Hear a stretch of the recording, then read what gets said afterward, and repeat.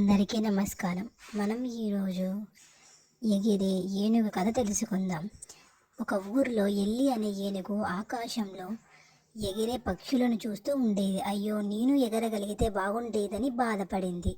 ఒక రాత్రి దయగల ఒక నక్షత్రం ఎల్లి కోరిక విన్నది. అది కిందకి వచ్చి తన మాయాశక్తితో ఎల్లిని ఆశీర్వదించింది. మరుసటి ఉదయం ఎల్లికి పెద్ద అందమైన రెక్కలు వచ్చాయి. అది చాలా ఆనందంతో నేలపై నుంచి ఎగిరిపోయింది.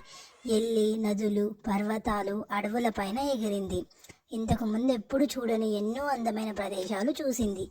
అది గ్రామస్తులను పైనుంచి సహాయం చేసేది. నీరు, పండ్లు, ఆనందం అందించింది.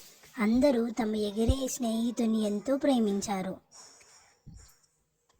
ప్రతి సాయంత్రం ఎల్లి తన ఇంటికి తిరిగి వచ్చేది. తన కలను నిజం చేసిన ఆ నక్షత్రానికి కృతజ్ఞతలు తెలిపింది.